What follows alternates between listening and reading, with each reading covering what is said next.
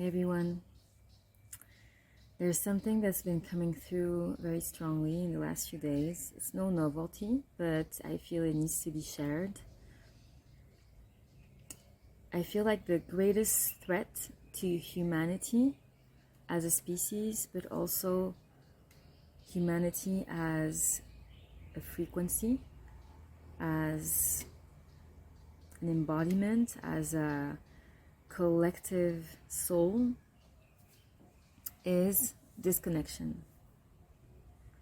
And this process of disconnection has been going on for some centuries now. I'll explain what I mean by that. It is a holistic, multi-layered disconnection that's happening. The first major, most important disconnection that, in my point of view, happened in the West, in the Western world, a few centuries ago and has been going on, is disconnection from spirit, from source, from spirituality, from our source of wisdom and guidance. And we have replaced that by the mind, the human mind. Nice engineering, we have created some cool stuff, but it's very limited, the human mind. It's very limited in terms of perceptions, understandings. It's human, and it's connected to the ego. It's not connected to something bigger.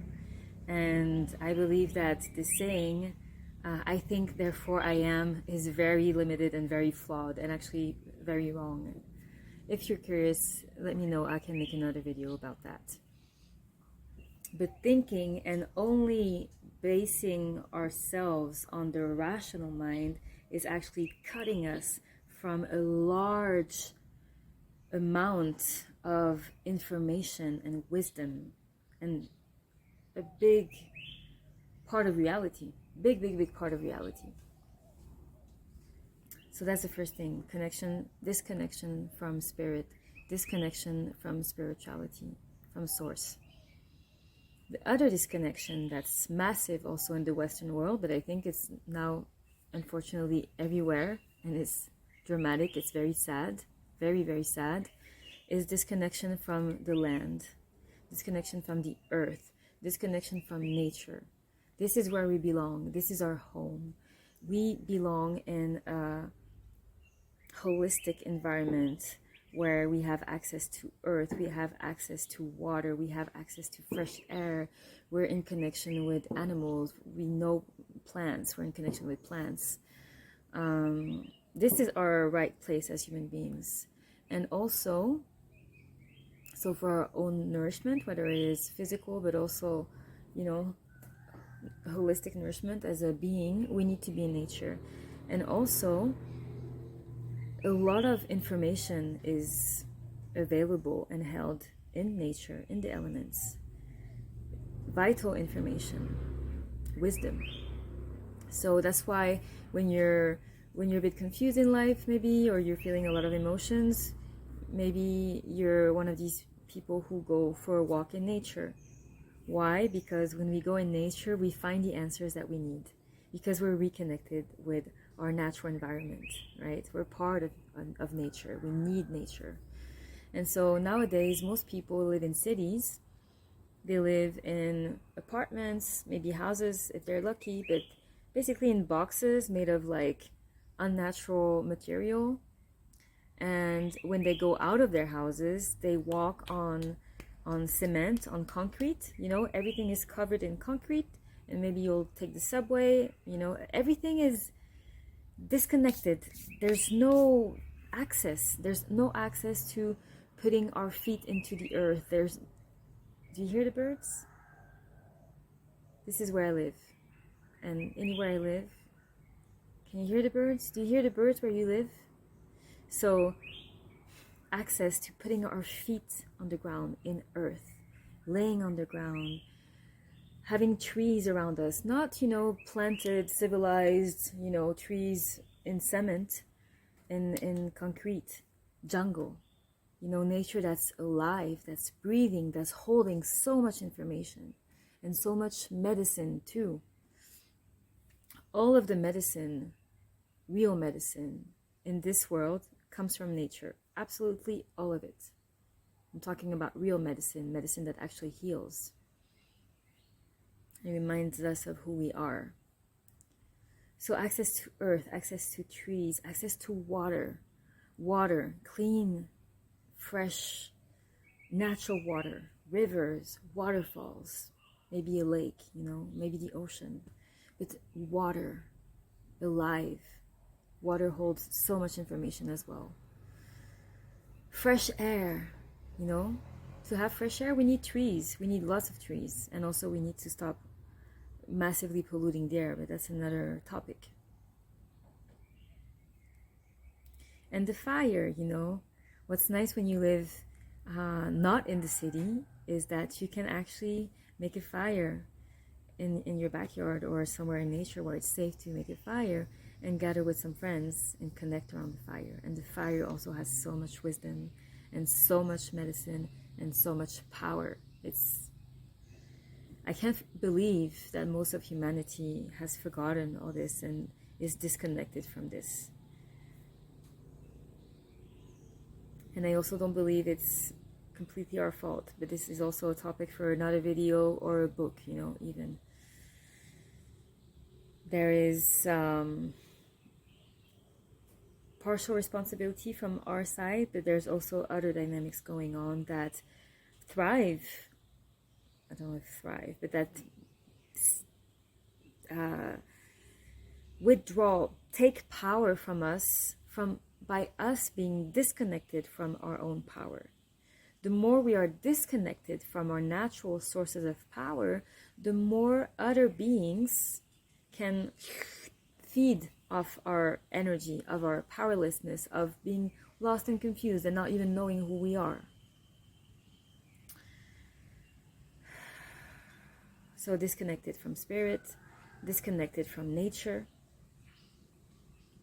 And the other one that is making me speak today, because these have been going on for a while, is the increasing and, in my opinion, planned, but again, parenthesis, disconnection from one another, from our communities, from people, other human beings. We've seen that a lot in between 2020 and 2022, that in my perspective was completely planned. But we have seen the depths of pain that disconnection generates in human beings. We're not made to be separated from all these things. We're not meant to be like that. And it is also disconnecting us from our source of nourishment and power. So disconnection from one another. There's these screens everywhere. Screens.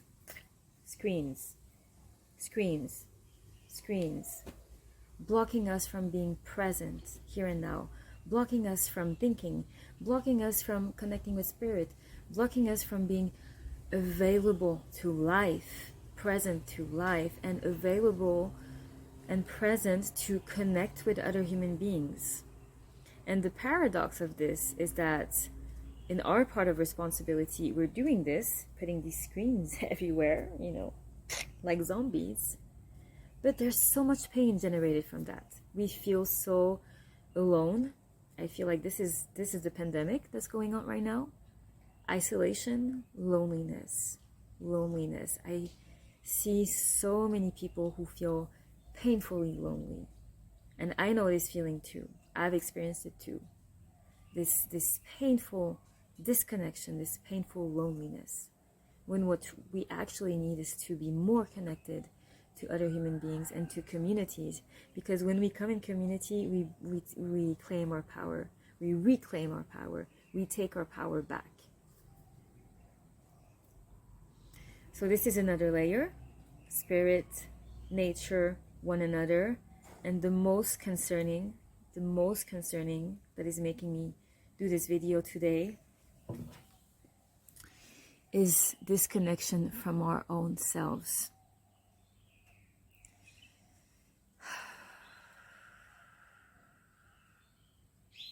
Disconnection from our own hearts, from our own souls, from our own remembrance of who we are as human beings and why we're here on earth.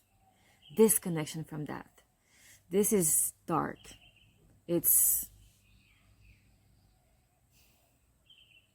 when we're disconnected from our hearts, it's like part of us is dying or already dead or half dead. It's like we're walking around like zombies, soulless zombies. And this has a taste of death. And this is happening more and more. And in my personal opinion, I also believe that this is part of a larger planification. Because our ultimate power is our connection with self. When we're connected to self, anything is possible. Healing is possible. Awakening is possible. Reclamation is possible. Creation is possible.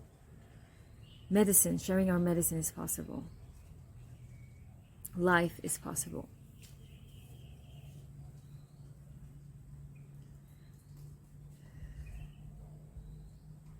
But nowadays,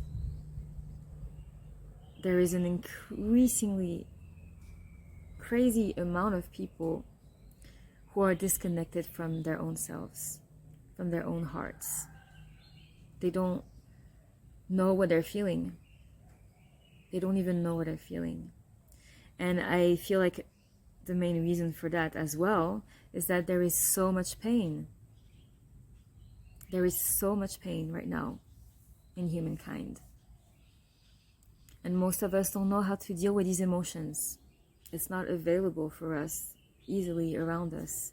This even basic education of how to be with oneself, how to be with one's emotions, and also this knowing that it's okay to feel, that our emotions are valid and they're welcome.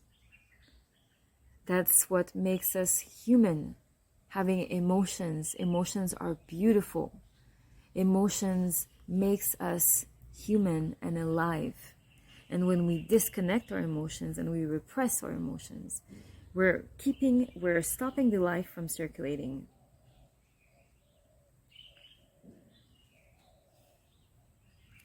So acknowledging our emotions as valid and as welcome is a big part of the healing process. And being able to also hold others in their own emotions. But mainly what I want to say is, because there's a lot of pain, there's a lot of numbing, and what numbing looks like has evolved also throughout time. I remember when I was a child or even a teenager, before we were completely invaded by laptops and smartphones. You know, when I was growing up, we didn't have smartphones. And I have experienced pain, you know, in my childhood, in my teenagehood, a lot of emotional pain. What would I do at the time? I would just sing and sing and sing and sing and dance and dance and dance for hours, before school, after school, until I dropped tired and went to bed. I would alchemize my pain with what was available to me at the time, which was singing and dancing. And that's how I would transmute my emotions and not give my power away. Just reclaim these emotions and keep my power. Even if I was feeling distressed or alone or angry or whatever, I would still keep my power through owning these emotions and transforming them. But nowadays that we have this drug that everyone has in our pocket, it's a hard freaking drug. It's like cocaine, it's like heroin. I hope someday there will be studies, or maybe there are, to compare the level of addiction to these devices. Compare these levels of addiction with heroin, for example, or crack. I would love some kind of study like that. It's a soothing device. When we don't know what to do with our pain, we dive into this. And I don't know if you have ever felt this feeling of, so maybe you're coping. I think we've all done it. We're coping by scrolling. I think scrolling was actually designed to be, endless. So to suck our attention, our focus, our energy there. Huge power-taking dynamic. And I don't know if you have ever felt at some point this thought of, I don't want to be scrolling. It doesn't feel good. And you're still scrolling. And you're still scrolling. And you can't stop. And it's almost like if a dark force was like having this hold on you. It's a power dynamic. It's a power dynamic. So I actually have felt several times an evil dimension in how we use these devices, or how they're being designed, or how they're being used to take our power away.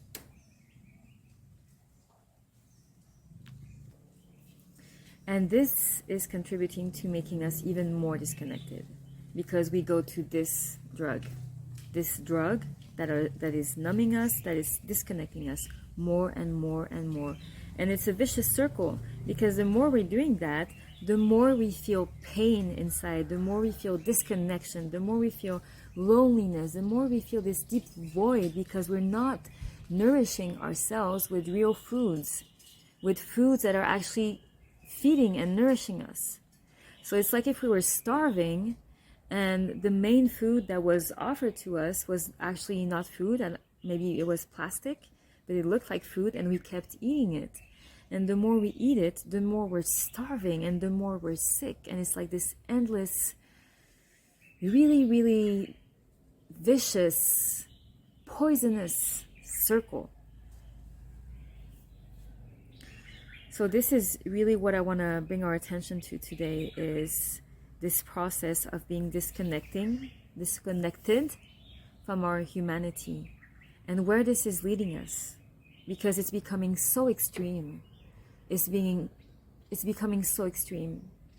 Like nowadays, it's so common. For example, people are in the street. I've seen that in big cities, and like a few meters from them, something terrible happens, an accident, an aggression, or someone is like, I don't know, on the floor in deep pain, and people just continue passing by.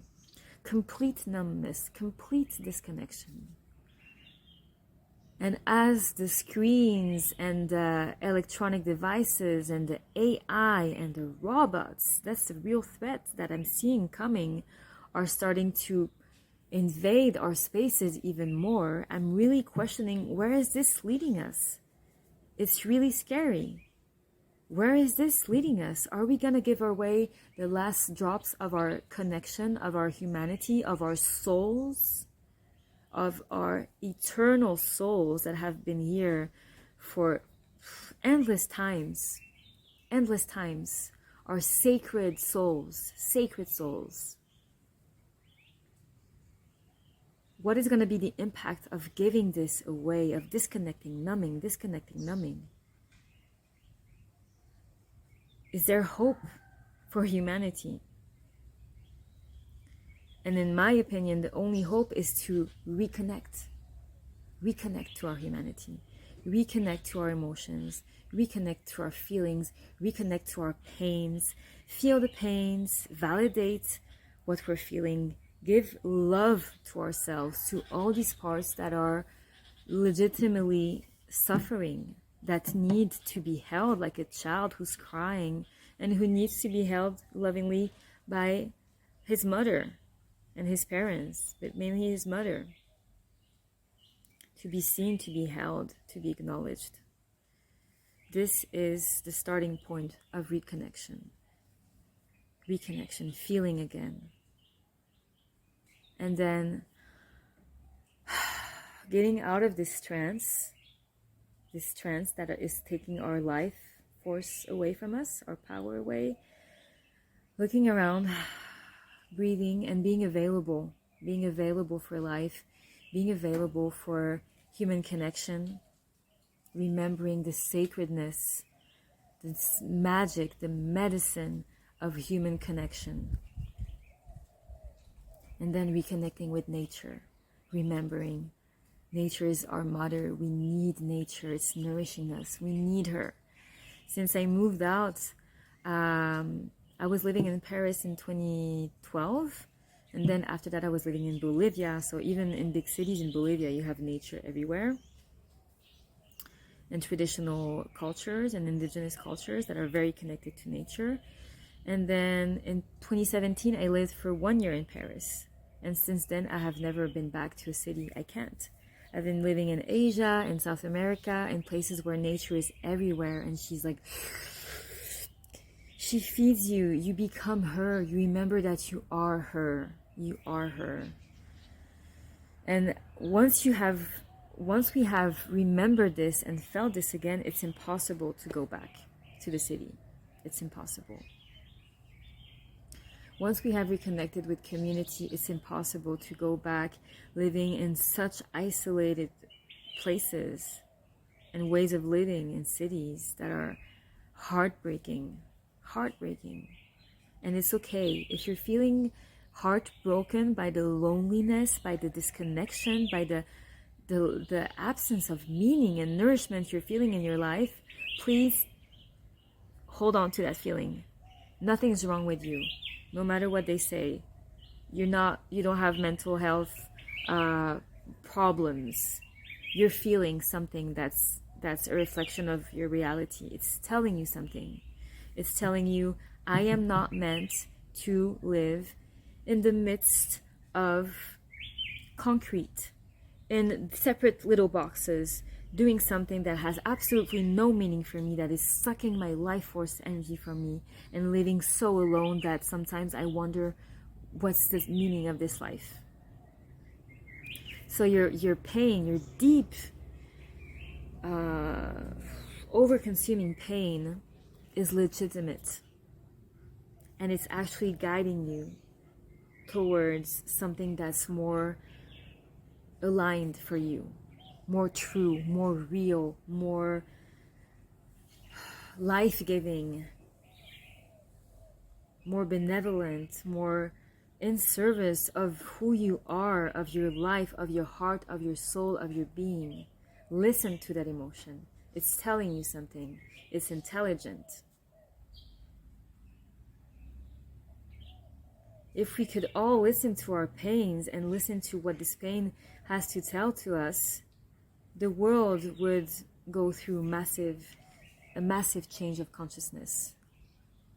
And I believe we would go back to living in nature, in community, supporting one another, living off fruit, vegetables, things that grow around us, having access to clean water, gathering around the fire instead of being alone with our phones,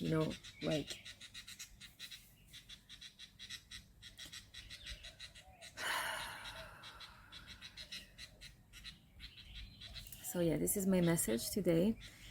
I hope it reaches your heart. I pray that we all can remember our humanness.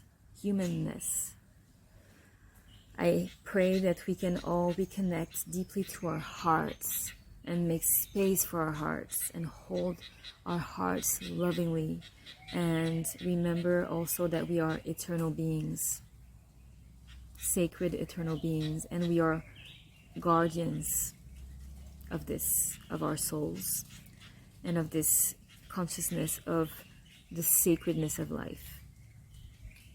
Because this is what's at stake today. What's at stake? You have the sacredness of life, of eternal consciousness, of nature, of magic. And you have screens, robots, AI, plastic.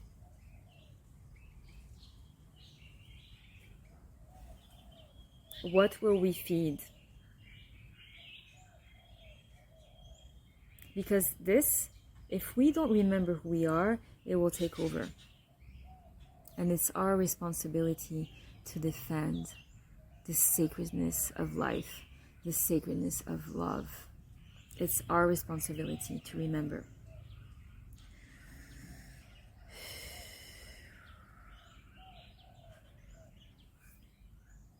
leaving you with that, sending you so much love, and may we all remember.